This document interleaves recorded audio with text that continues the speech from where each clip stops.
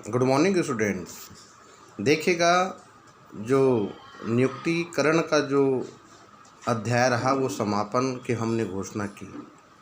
अब नया अध्याय प्रारंभ कर रहे हैं, अध्याय 7 निर्देशन। ठीक है, देखिएगा, मैंने आपको बताया प्रबंध के मुख्य कार्य और प्रबंध के सहायक कार्य। अभी जितनी भी बातें हम पढ़ेंगे प्रबंध के मुख्य कार्य के अंतर्गत पढ़ेंगे। ठीक है, तो सबसे पहले हमने प्रबंध के मुख्य कार्य के अंतर्गत देखा नियोजन। नियोजन अर्थात योजनाबद्ध तरीके से किसी कार्य या लक्ष्य की पूर्ति के लिए निर्माण करना। दूसरी चीज होती है, नियोजन के बाद उस लक्ष्य या निर्धारण के लिए उसको मूर्त रूप देने के लिए किसकी आवश्यकता होती है? संगठन की। तो हमने संगठन को भी गहन अध्ययन किया। ठीक है, संगठन फिर वही मानवीय शक्तियों का पहल है, तो इसके लिए किसकी आवश्यकता पड़ेगी? यानी कर्मचारियों की। तो उसके लिए हमने अध्ययन किया नियुक्तिकरण, और नियुक्तिकरण के अंतर्गत हमने पढ़ा भर्ती के दो स्रोत, बाह्य स्रोत और आंतरिक स्रोत। ठीक है, साथ ही साथ हमने पढ़ा चयन, है ना, चयन की प्रक्रियाएं, और उसके अंतर्गत हमने पढ़ा प्रशिक्षण, है ना, और उसके बाद हमने अंतिम के चरण में पढ़ा डेवलपमेंट यानी विकास। कर्मचारियों को स्वयं विकास किस आधार पर किया जाए ताकि संस्था के हितों यानी कर्मचारी और नियोक्ता के बीच में मधुर संबंध स्थापित हो और न्यूनतम लागत पर अधिकतम उत्पादन की प्राप्ति हो। ठीक है, अब देखते हैं भाई, नियोजन हो चुकी है, संगठन बन चुका है, नियुक्तिकरण भी हो गई। लेकिन जब नियुक्तिकरण हो गया तो इसके लिए फिर निर्देशन यानी डायरेक्टिंग की आवश्यकता पड़ेगी। बिना डायरेक्टिंग की कोई भी चीज़ पूर्ण नहीं हो सकती।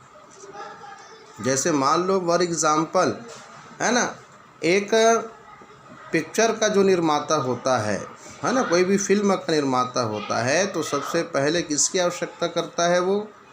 है ना भाई, पहले पूंजी की व्यवस्था करता है। पूंजी की व्यवस्था करने के बाद, है ना, जिसको हम बोलते हैं प्रोड्यूसर, है ना भाई, प्रोड्यूसर को करने के बाद वो कॉस्टिंग करता है किसकी?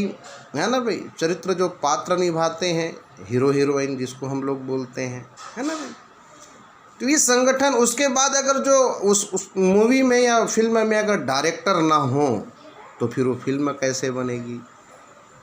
बस सीधा सीधा सा ये इसका उदाहरण है कि किस तरीके से अगर प्रशासनिक कार्यों में अगर डायरेक्टिंग का या निर्देशन का कार्य अगर पूर्ण नहीं होगा तो समझ लीजिए वो प्रशासन कार्य कभी पूर्ण नहीं होगा। ठीक है, चलिए देखते हैं ये निर्देशन क्या होती है। तो किसी ने कहा है, डीमॉक ने कहा है कि प्रशासन का हृदय निर्देशन का कार्य है ना, और जिसके अंतर्गत क्षेत्र का निर्धारण, आदेशों तथा निर्देशों को देना, ठीक है, गतिशील नेतृत्व प्रदान करना आता है। यानी क्षेत्र भी निर्धारित होंगे, आदेश तथा निर्देशों को भी क्या होगा? देना पड़ेगा, और साथ ही साथ गतिशील नेतृत्व यानी नेतृत्व का हम लीडरशिप का भी प्रदान करना इसके अंतर्गत आता है। देखिएगा, साधारण अगर शब्दों में कहा जाए तो हमारे प्रतिदिन के जीवन में हमारे आसपास ऐसी बहुत सी स्थितियां आती हैं।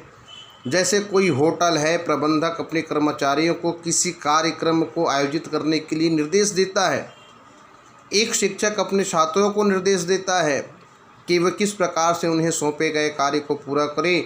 चलचित्र निर्देशक अपने कलाकारों को निर्देश देता है, जिसका मैंने साक्षात अभी उदाहरण बताया कि वे फिल्म में कैसे अभिनय करें इत्यादि। इन सभी स्थितियों में यहाँ हम सीखते हैं या देखते हैं कि पूर्व निर्धारित उद्देश्यों को पूरा करने के लिए निर्देश किया जाता है। यानी किसी संगठन के प्रबंध के लिए निर्देशन व्यक्तियों को आदेश देने, मार्गदर्शन देने, परामर्श देने, ठीक है, अभिप्रेरित करने तथा कुशल नेतृत्व प्रदान करने की प्रक्रिया है, और जिसका ध्येय संगठन के पूर्व निर्धारित उद्देश्यों को निर्धारित मानकों के अनुसार पूरा करना है।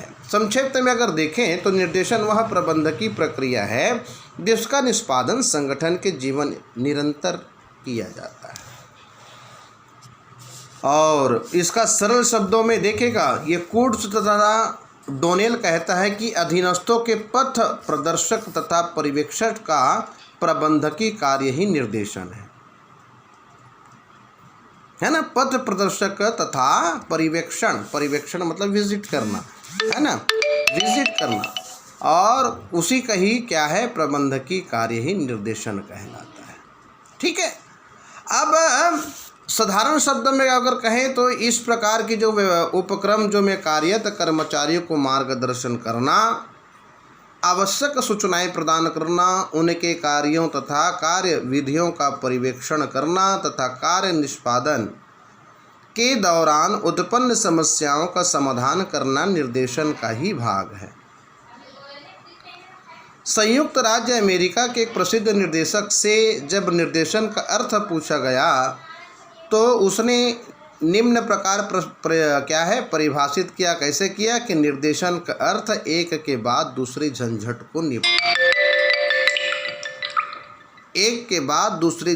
को निपटाना, मतलब स्टेप टू स्टेप किसी भी समस्या का निराकरण करते चलना, ये निर्देशन कहलाता है। ठीक है।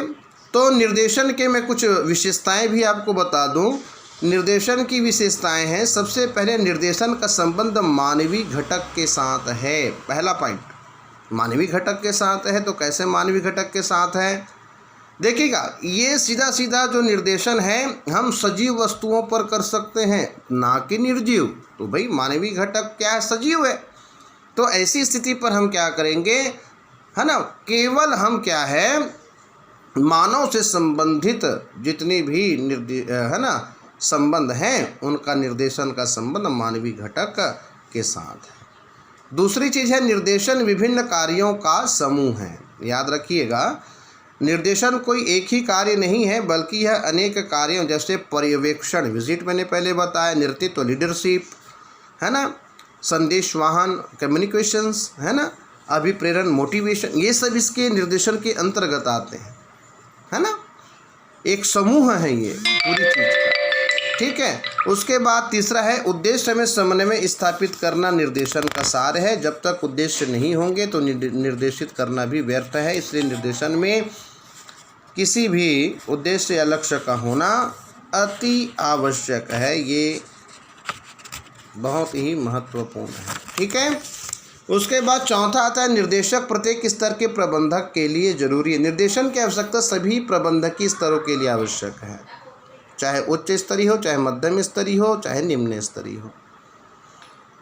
पांचवी है निर्देशन एक निरंतर चलने वाला कार्य है। देखिए निर्देशन कार्य जो है निरंतर चलने वाला कार्य, कभी रुकता नहीं, अथक है, अनंत है, चलता ही रहता है। ठीक है। दोहरा लक्ष्य, छठवा अगर बात करें तो दोहरा लक्ष्य कैसे, निर्देशन एक और तो अधीनस्थों से काम करवाता है तथा दूसरी ओर वरिष्ठों को यह अवसर भी देता है कि अधिक महत्वपूर्ण कार्य का निष्पादन कैसे करें जो अधीनस्थों द्वारा नहीं किया जा सकता, है ना। और सातवां चीज़ है निर्देशन का प्रवाह, यानी निर्देशन का प्रवाह ऊपर से, याद रखिएगा, ऊपर से नीचे की ओर चलता है। यह उच्च स्तरीय प्रबंध के शुरू होकर निम्न स्तरीय प्रबंध पर समाप्त होता है। तो ये इस प्रकार से मैंने आपको बताया निर्देशन का अर्थ, निर्देशन की परिभाषाएं और साथ ही साथ निर्देशन की विशेषताओं का भी हमने अध्ययन किया। आज के बस इतना ही, आगे के कालखंड में फिर मुलाकात होगी। Thank you.